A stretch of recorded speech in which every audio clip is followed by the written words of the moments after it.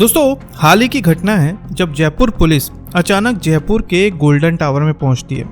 एक एक करके पुलिस की जीपों से अधिकारी निकलने लगते हैं, क्योंकि पुलिस को खबर मिली थी कि इस टावर में कुछ संदिग्ध गतिविधियां चल रही है। और जब पुलिस अंदर पहुंची तो सामने जो नजारा था उसे देखकर सभी दंग रह गए। सामने एक शानदार ऑफिस, महंगे laptop, printer, wifi router, mobile phone और हर डेस्क पर अलग अलग कंपनियों के सिम कार्ड पड़े हुए थे।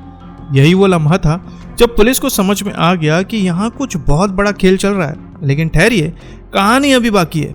आपको जरा फ्लैशबैक पर लेकर चलते हैं। तो हुआ कुछ ऐसा कि कुछ हफ्ते पहले जयपुर पुलिस को अलग अलग राज्यों से कई शिकायतें मिल रही थी। शिकायतों का पैटर्न एक जैसा था। किसी ने ऑनलाइन कॉल करके AEPS सर्विस यानी कि आधार इनेबल्ड पेमेंट सिस्टम और मोटे कमीशन का लालच दिया।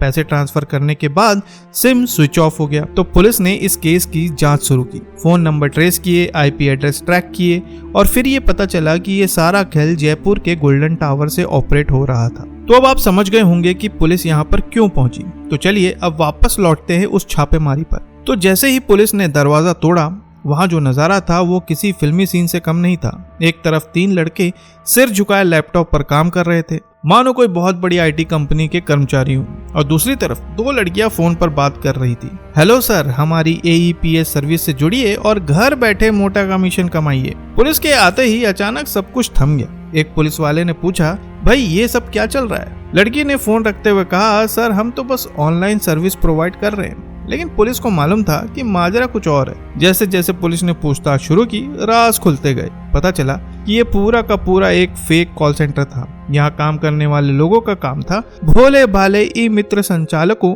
और ऑनलाइन सर्विस देने वालों को झूठे वादों में फंसाकर मोटी रकम ऐंठना। लेकिन ये लोग ये सब करते कैसे थे? तो जरा इनका मास्टर प्लान भी सुन लीजिए। सबसे पहले ये लोग खुद को AEPS सर्विस प्रोवाइडर बताते थे।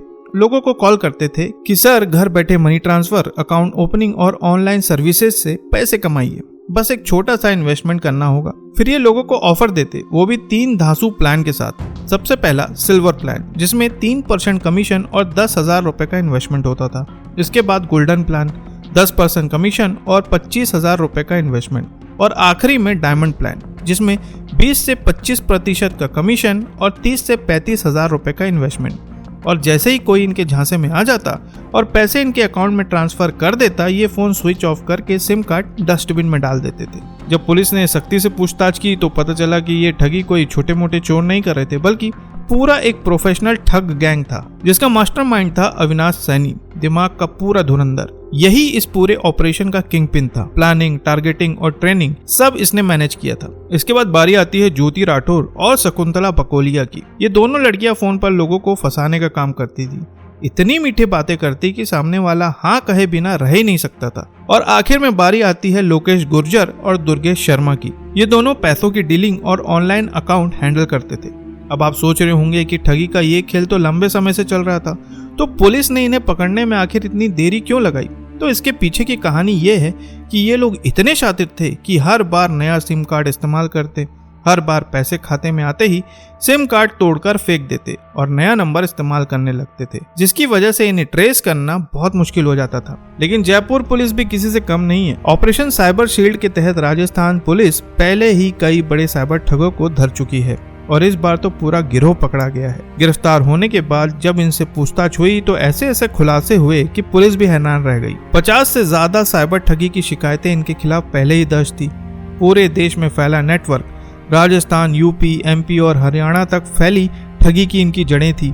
करोड़ों रुपए की ठगी, जी हाँ करोड़ों रुपए की। अब दोस्तों जरा सोचिए, कैसे ये लोग भोले भाले लोगों को मीठी बातों में फंसा लेते थे, कैसे सिम कार्ड बदल कर ठगी को अंजाम देते थे और कैसे ये पूरी ठगी का बिजनेस बन चुका था। लेकिन जयपुर पुलिस ने एक ही झटके में इनका पूरा खेल खत्म कर दिया। तो दोस्तों, इस कहानी से क्या सीख मिलती है? किसी भी कॉल पर बिना जांच पड़ताल के पैसा मत भेजिए।